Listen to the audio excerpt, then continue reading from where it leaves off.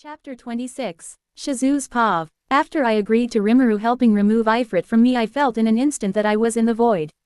At first I thought I'd died, but soon enough I noticed a chair and table to sit at along with Rimuru sitting there. After that I approached him and sat down to ask where we are. They answer me before I could even ask. Seal. Hello Shizu Izawa, my name is Seal and I'm Master's first wife. You are currently inside of his imaginary space so that I can help you accomplish your mission.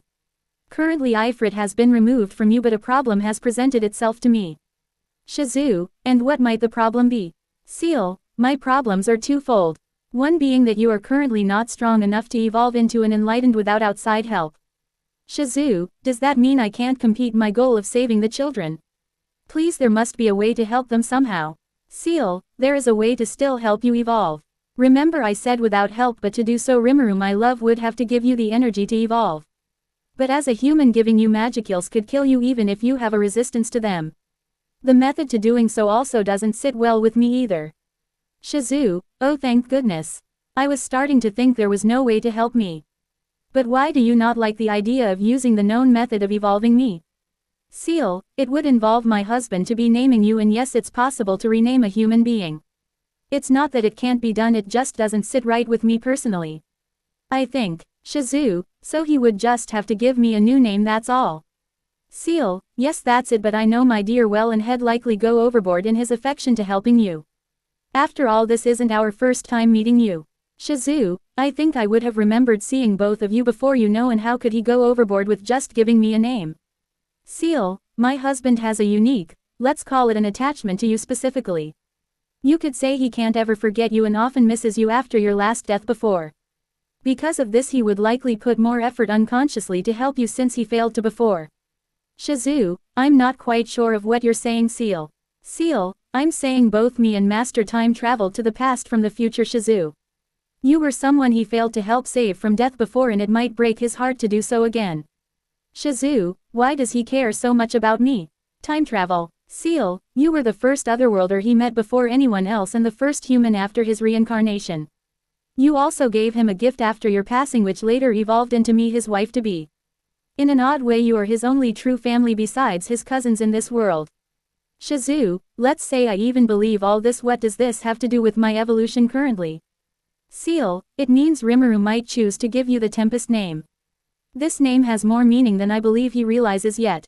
It will give you strength and power beyond your full understanding. Chaos will be with you and facts will distort in your favor.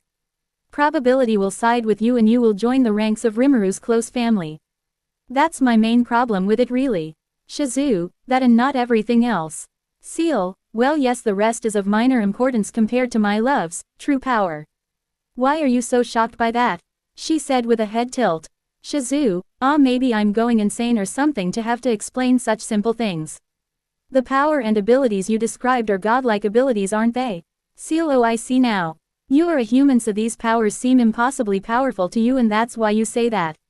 It's been so long since I've had to deal with such little strength and complexity in a mission my husband asked of me. I forgot how powerful I truly am along with my husband. Shizu, so to both of you my current powers are insignificant. Still, why is it hard for me to evolve if you have so much power? I feel like you're beating around the bush right now.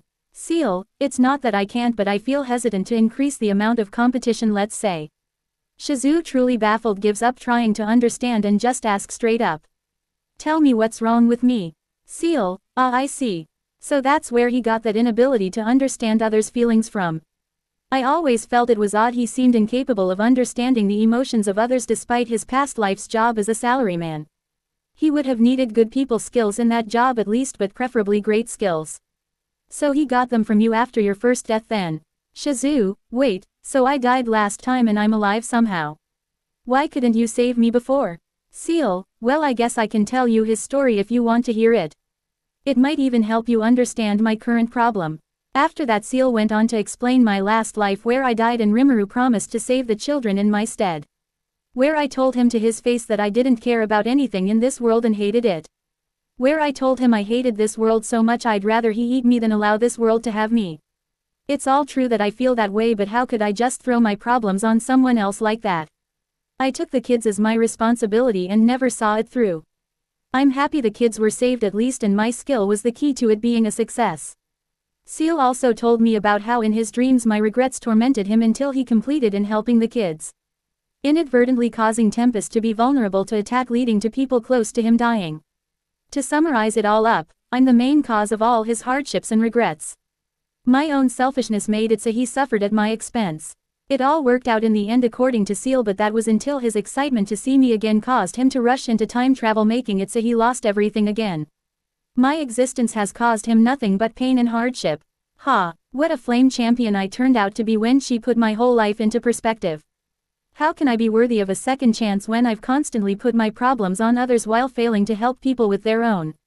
Both Hinata and Yuki became in danger due to me not teaching them properly. Hinata now works for a demon lord and Yuki is a criminal mastermind.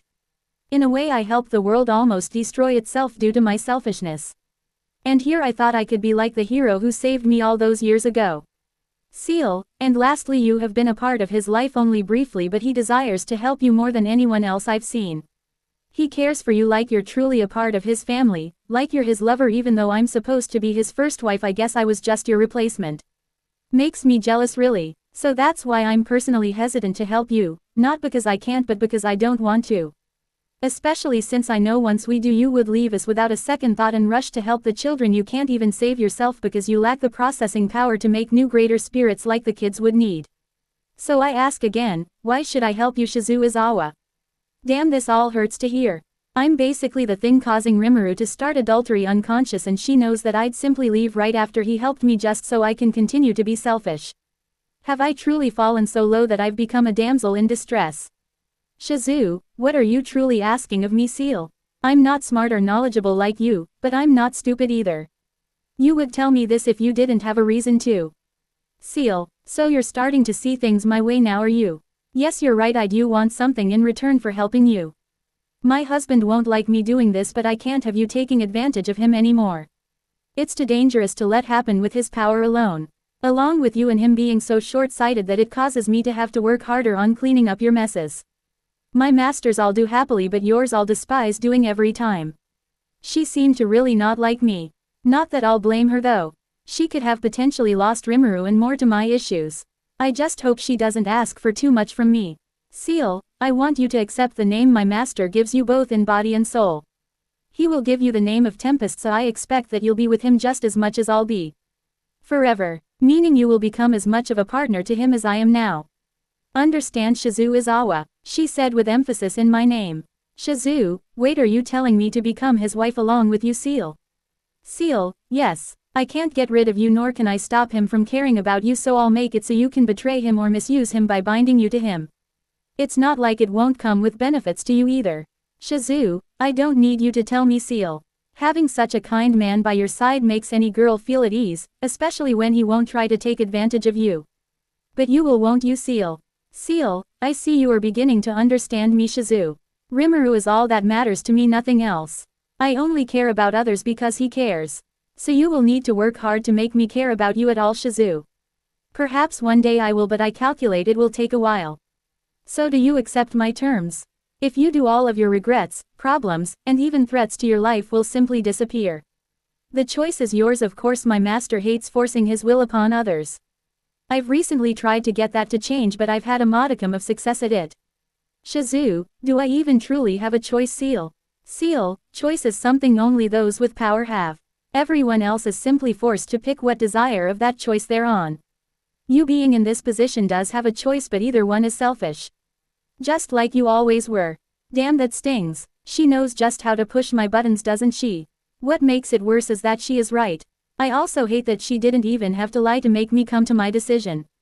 My choice was always known to her, I just needed help seeing it. Shizu, I'll agree to your demands. Seal. Just don't expect me to be all lovey-dovey with him immediately. Seal, I never expected you to. But simply know it's inevitable, Shizu. As my husband's will always is. Especially since the timeline will start to drastically change. I'll need to start preparing for the possible dangers that could appear to harm my husband's people. Rimuru's Pav. After I saved Shizu with Ciel's help, she chose to stay in our village. We have a deal to help each other, so I guess she wants to make sure I keep my promise. After a day, the idiot trio decided to go back and report their findings to the guild. I gave them new equipment like before so they can advertise our goods and goodwill to others. After that Shizue settled into teaching the village kids on her own, so I decided to ask if she would like to become a teacher her in Tempest. She agreed quite easily, which surprised me. She also seemed to be trying to avoid looking at me directly for some reason. I guess my good looks are getting to her or something. Soon enough, as I expected, the orcs attacked the ogres and I collected the souls of those who died so I can revive them later, and saw my old friends heading this way. After a few more days I got the thought communication from Ranga again, but this time his dad was with him, so they should have an easier time than before, especially since I helped Ranga evolve into a star wolf as well. It's a bit early, but I see no reason not to help him. I then teleported to help them out and again managed to convince the ogres to calm down and come to our village to tell their story. Kaijin, what? The orcs attacked the ogres? Rimuru, why's that so surprising, Kaijin? I know the reason, but I can't admit it yet. Kaijin, Lord Rimuru, it's odd because orcs are weaker than ogres usually. For them to actually defeat them is a seemingly impossible feat. From their story I believe the Majin put in most of the work to defeat the ogres rather than the orcs themselves. Rimuru, I'd normally agree with you, Kaijin, but in their story did you forget that the orcs suddenly got stronger after a while for no reason? I think I might know why. Red Ogre, you do, Lord Rimuru. Why is it? If you have gleaned something from our story, please tell us. Rimuru, well, first let me show you this. As I said that I showed him with Argos his home, or what's left of it. You can see that there is almost nothing left of it. Just burned buildings but no bodies. After I pointed it out to him, the ogre still didn't understand. Red Ogre, how does showing me there are no bodies prove anything? Rimuru, because I believe they were eaten by the orcs. Red Ogre, what, those savage pigs would do such a thing? Rimuru, yes, I believe fate what you told me, the orcs are being led by an orc lord currently. The lack of bodies and the fact there is a large group of them working together helps prove my case. It also helps that I have an inside source to help prove my claim.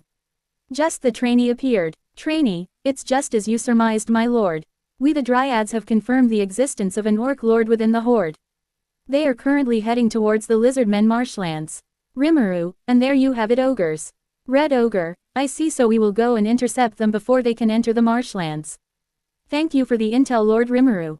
Wow, I forgot how hot-headed Benimaru was before I named him. I'll need to cool him off a bit with reality. Rimuru, and how do you plan to win against the orcs alone without any backup or plan? Or do you wish to simply go die alone? He froze after he heard my words, clearly realizing his folly. Just one more step and I'll get them back again. Rimuru, instead of doing that, how about you hear my idea instead? Red Ogre, I'll hear you out at least then. He sat down again, clearly trying to hide his embarrassment from before. Rimuru, how about you all work for me for a time? You need a place to stay currently and allies to work with this battle.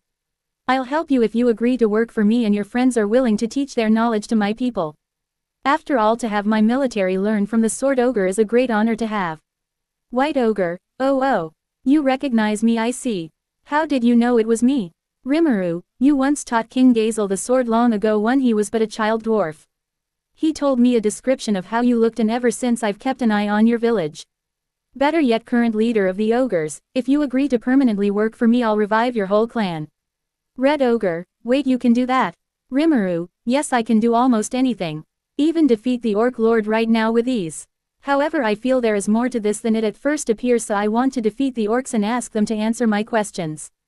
Red Ogre, sure, but why would you help us and drag your town into my revenge?